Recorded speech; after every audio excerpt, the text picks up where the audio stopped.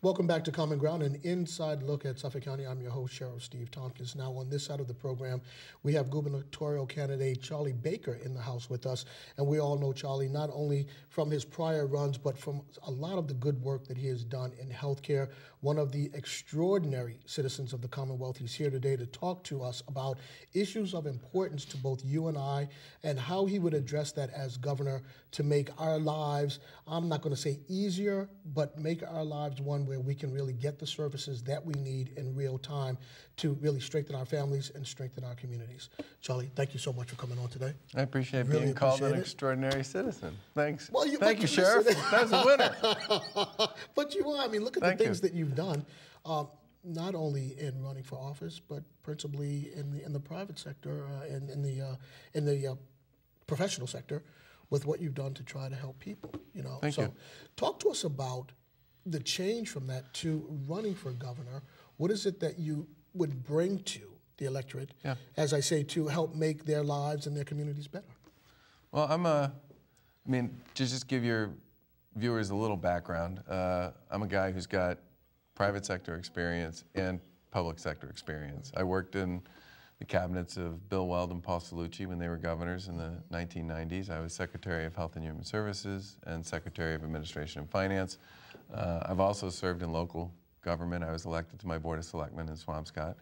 Nothing quite like serving in local government. Everybody knows where you live and where you buy your coffee and when you're going to be there. And they're perfectly happy to let you know how they felt about what you had to say at the meeting on Tuesday night. How about that? And I've had several significant positions. I've been a lucky guy, frankly, in the private sector. I ran a big multi-specialty physician group practice that had actually quite a few operations in Suffolk County, Harvard Vanguard, and spent 10 years as the head of Harvard Pilgrim. And when I was there, we went from being basically in receivership or practically bankrupt to being the #1 ranked plan in the country for the last 7 years I was there. I'm a big believer in community support. I'm a big believer that we should all play. It's part of the reason why every time I've been asked to participate in a fundraiser for a good organization or to serve on a school building committee or whatever it happens to be, my wife and I always try to say yes. And I'm running for governor, frankly, because while I think this is a great state, I grew up here, I raised my family here. I really feel in some respects that it's not a great state everywhere. We don't have enough jobs. We don't have enough great schools, and too many of our communities are not doing as well as they should be. And some of that's geography. I mean, if you get outside 128, life gets a lot different than it is inside 128. But some of it's also zip codes. I mean, I'm one of these guys who thinks that if you want to work, you should be able to work. And if you send your kids out every morning to go to school, your zip code shouldn't determine whether or not your kids are going to get a good education. And I want every community to be a place where people really think tomorrow's going to be better than today. And in too many places in Massachusetts, it's not. So with that as a backdrop, let's jump into education. Okay. One of the huge burning issues of the day right now. How would you address particularly our public school systems? Well, there are 3 things I would say about that, Steve. The first is, your viewers need to know, I'm a big charter school guy, okay?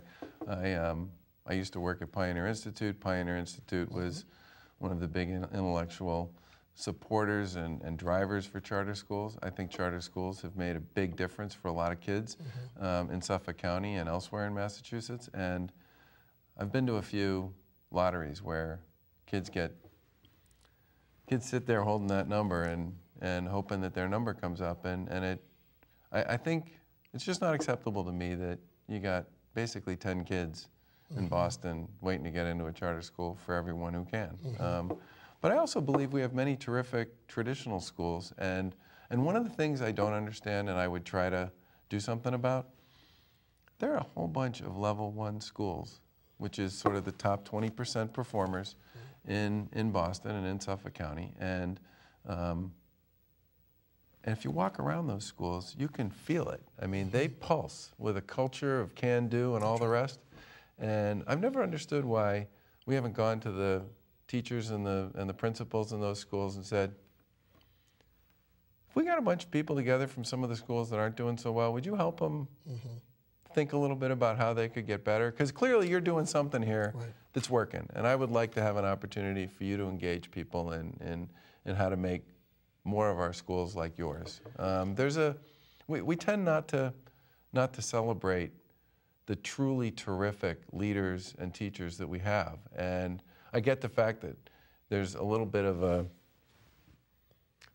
tension in doing that, but the flip side of that is we're not giving those people a chance to share what they're clearly good at with more people. Well, let me say this to you. When you talk about teachers, I really believe that when you talk about the heroes of the day, the teachers are the heroes, not necessarily the ball players or the entertainers. That's just me. That's the way I see that. Because think about my own life. I had a ton of great teachers growing up. Yeah. And I said this to somebody the other day. I'm one of these guys, I can tell you the names of every teacher I had from the time I was in kindergarten until I graduated from high school. Made that much of an impact on you. So when you talk about you're a charter school guy and then you talk about the traditional schools, how do you meld the two so that the public school systems come forth and do and deliver the same way that the charter schools are doing? Well, I do think part of it is celebrating the folks who are successful and trying to bring what it is they're doing that's working to everybody. I mean, but then what do you say to the teachers' unions? Okay, I understand what you're talking about, celebrating those efforts, but then when you really get down to the nuts and bolts of what's going on here between trying to effectuate the kind of change that we need and the unions going along with that kind of leadership, there's this, when you talk about tension and pushback, how do you get folks at the table to say, you know what, you're right, this is the way we should go? Because at the end of the day, it really should be more about the kids than preserving jobs or anything else. Well, but keep in mind that you do have a lot of schools that are populated with members of the teachers' unions in Boston that are actually doing quite well by the kids they're serving. Absolutely. Why can't some of those folks be part of a conversation with their peers and their colleagues in other schools in the city about what it is they're doing? I mean, I spent a day in a middle school in Brighton, and they were the first school I'd seen where you had teachers talking to other teachers about ways they could get better, who were actually going into the classroom, watching their colleagues teach, taking notes, and then sitting down and having a conversation like the one you and I are having and saying, you know, this works really well, but I think you need to work on this and this. I mean, healthcare actually has some of this same issue, which is this tendency to not want one doc to ever tell another doc what they could do better. There's an autonomy to this, which is part of what makes these people so terrific at what they do. But the lost opportunity there is some people are better, okay? And you can learn from others if you get serious about that. And I know there have been some sort of early stage experiments in Boston to have some of the teachers who are, you know, so-called stars engage in conversations with some of the folks in their school buildings who are not doing as well, and to try to help them get better. I think we should do more of that. The goal here should be to make every teacher a great teacher, just like we want to make every school a great school and make sure every kid gets a great education. Well, if somebody's not doing a great job teaching, they probably don't feel very good about that. And if the person in the classroom next to them is knocking it out of the park, why not have that person engage in a conversation with this person about how they can get better? So let me ask you this then, as governor, how do you get a longer school day? How do you get programs like when I was a kid that I thought were very important back into the school curriculum, i.e. civics, the arts, PE, physical education, and these sort of things? I believe we're no longer an agricultural society. I think the summer break, and please forgive me kids, is a little bit too long. Frankly, I think it should be a shorter summer break. How do you get that done? Now, that goes beyond just the peer-to-peer kind of discussion. That really gets down to the nuts and bolts of commerce and so on and so forth. How do you make that happen? Well, I do think if you travel around the Commonwealth, you will find that in most cities there are schools with a longer school day. Okay, and in some cases it was negotiated, and in some cases people just agreed to do it. I think, you know, over time, I think the evidence, especially in cities, is that longer school days really make a difference. And I spent a bunch of time at the Clarence Edwards Middle School, just I knew the guy who was the principal, and I helped them raise money and a few other things like that. They had a partnership with Citizen Schools, which came in and did the afternoon stuff for the kids who were there from sort of 2:30 to 5 or 6. Individualized support and help made a huge difference. I think you got to partner with local organizations like that want to be part of the answer and part of the solution. And I don't believe, I don't believe that a one size is going to fit all here. I think what you really need to do is figure out answers and solutions, make them available sort of as a toolbox of sorts, and then let schools and school districts and the leaders in those communities decide which tool they want to use in which building to try and get somewhere. But I absolutely believe, Steve, that we do not currently celebrate, identify and celebrate great performers, great teachers, great principals, great administrators the way we need to, and leverage the skills and the knowledge that they have. We treat all those folks sort of like they're interchangeable, and they're not. Some of them are truly spectacular players, and as would be the case with a sports team, to use an analogy that you started a minute ago, we should be leveraging our stars, and right now we don't. I totally agree. I'm going to shift gears on you a little bit and go towards business. And talk to me about jobs and the economy. Two-part question. How do you get businesses that are presently in the Commonwealth, that are maybe on the bubble, thinking about leaving the Commonwealth, how do you get them to stay? Second part question, how do you inspire those entrepreneurs and others to grow new businesses here in the Commonwealth? So let's start with, how do you keep the existing businesses here? Beg. No, I think, look, I think a couple things about this. When I was in state government in the 90s, one of the things we did was we said to the business community, we said, we're going to take a look at our reg book, the Massachusetts Code of Regulation, and we're going to work on simplifying it. And this is true story. The Code of Regulation, we had a full-size photo, stand-up, statue of Kevin McHale. In the reg book, when you turned it on its side, it was about as tall as Kevin McHale. And by the time we got done, it was a little shorter than me. And that was all about simplifying the business code, and in places where one state agency was saying one thing and another one was saying something else, making sure we got on the same page, and doing what we could to make the whole thing a lot less messy for businesses, especially small businesses, which are the ones, for the most part, where job growth comes from, and are certainly the ones who dominate a lot of the neighborhoods in Suffolk County. And the interesting thing was, Massachusetts created 500,000 net new jobs during the 1990s. Now, it wasn't just about the reg review. We also did workers' comp reform. We did some things to reduce the increase in healthcare costs. I mean, we were very aggressive about saying, Massachusetts is open for business. We'll partner with local communities. We'll partner with local businesses if there's a way for us to basically make things happen more quickly. The other thing you hear a lot from businesses that are, to use your words, on the bubble, is that it takes a really long time to get a permit in Massachusetts. It takes a really long time to get a license. It takes a really long time to get anything. We have to be faster, and we have to recognize that we compete with other states and other countries for talent and for jobs. And I think the way you frame this is the right way, which is, what are we going to do with respect to regulations, permits, licensing, time to make decisions, all that stuff, all that complicated stuff? What are we going to do to make sure that when a business wants to make a decision, Massachusetts and the local community that business is located in are going to make that decision quickly, so that business will stay instead of going somewhere else? I talked to one guy, Central Mass, not Suffolk County, owned all the property, wanted to put a 5,000 employee manufacturing facility on it. He said it took him 10 years to get the permits. So where did the jobs go? They ended up in Colorado, Florida, and North Carolina. And he said, I now have all the permits, so the next time I expand, I can do it here.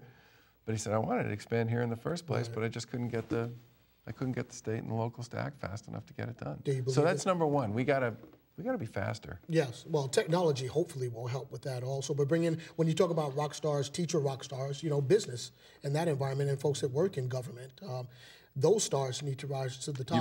You bet. Let me ask you about tax incentives for keeping business here. Are you for or against that? I think my answer is, this will be political, it depends. I think some of them have turned out to be reasonably effective. I think giving local communities the ability to use tax increment financing, which a lot of them use for big development projects, I think most city officials would say there's a real return on that investment over time and that they're willing to do it and they think it works well.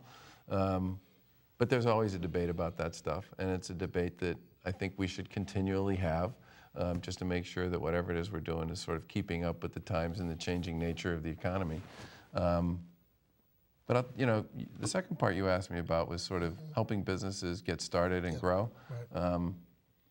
I think Massachusetts would probably do well to build on the Mass Challenge model, which is something that Governor Patrick and a whole bunch of larger businesses and two very smart young men started, which was this idea that you give people who have a new business idea a chance to write basically treat it like a contest. They write a proposal, a bunch of the proposals get picked, they get access to space. It's in the Seaport District, they get access to the space.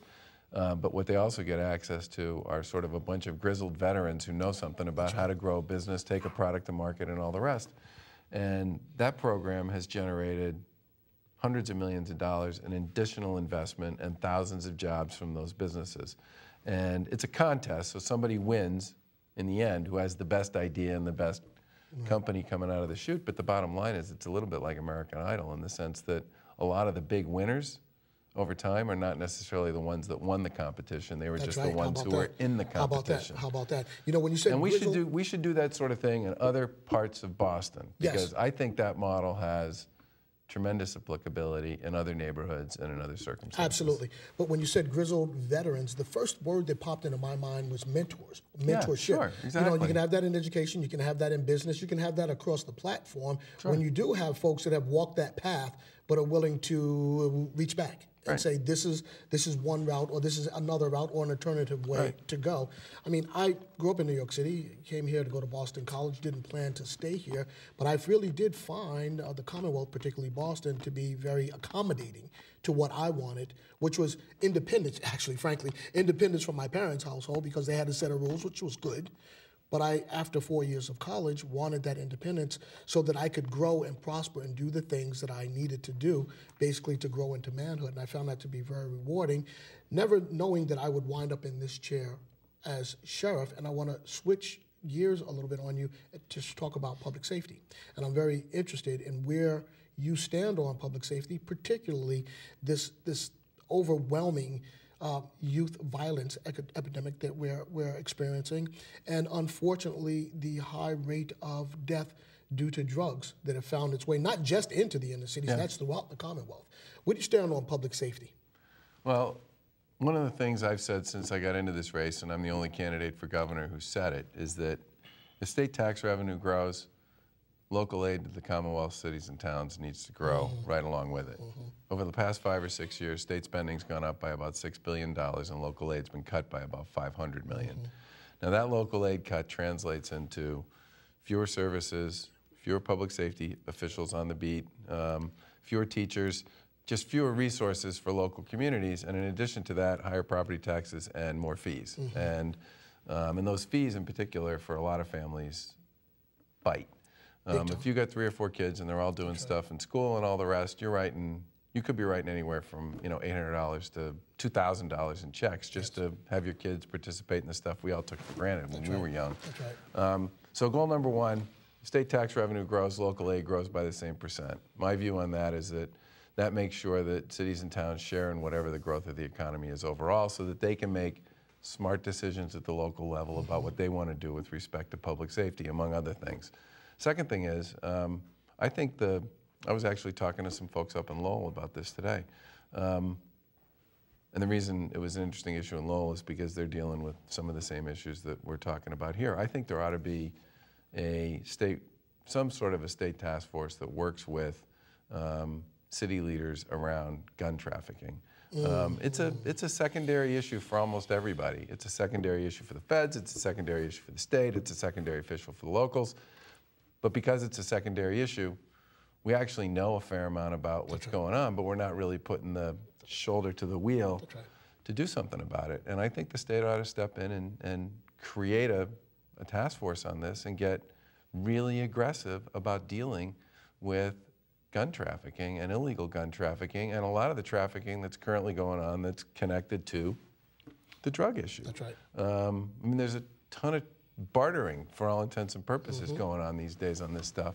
And that one needs a concerted, aggressive, disciplined, focused effort on it. And it needs to be collaborative, but the state's got to take the lead role on that and drive it hard. But two additional areas where you need that same sort of conviction is with the need for more beds for mental health and detox.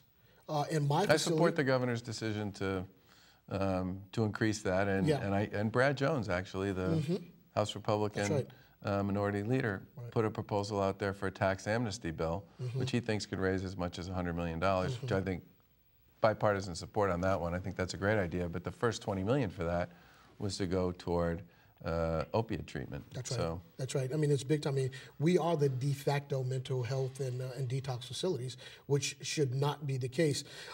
Incredibly, some of your Republican sheriffs would agree with you on that one as well. I know you talked to Lou about that, and Jim Cummings down in the Cape, who's Yep. trying to do some, I think, pretty interesting things with respect to two good guys too. Drug detox. Yeah. Well, he's doing great things with Vivitrol down there. Correct. You know, and in fact, actually, we're using it in Suffolk County because of his introduction to all of the sheriffs across the board, and I think eventually we all will use it. Well, I'm going to actually, Vivitrol is, again, for your viewers, Vivitrol is actually produced by a Massachusetts company. I don't know if they're they might not be, I think they're a global company, but they have a big operation in Waltham, and I'm going to go pay them a visit and talk to them a little bit about that. Good for you.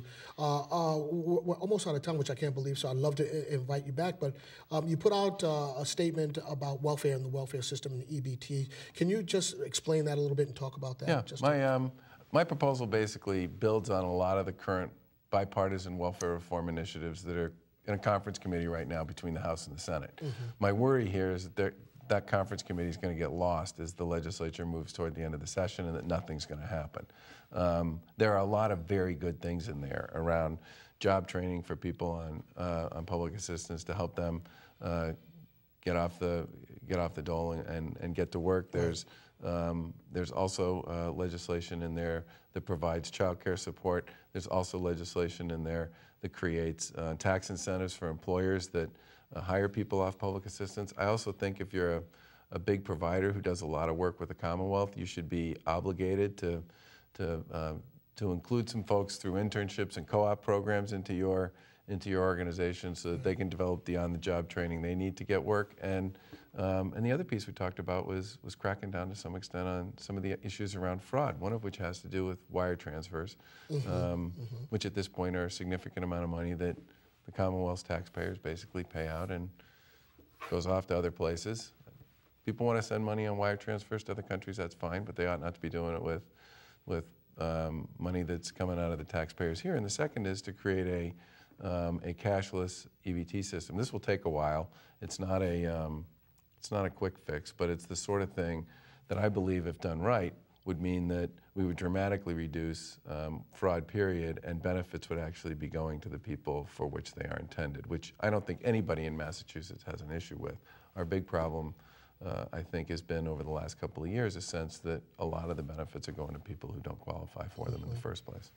You know what, Charlie, we really would love to invite you back because we haven't gotten to housing and healthcare and a couple of other real significant issues.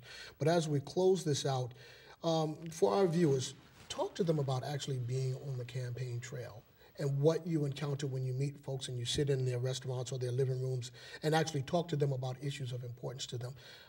How do you feel about that exchange? I think it's the best part of all. I mean, when I ran in 2010 for governor, one of the things I heard over and over again, I mean, I'd watched all these other people run for office who didn't win, and at the end of the campaign when they lost, they always said it was a wonderful experience, real growth opportunity, and I always thought that was baloney, okay? It's actually true.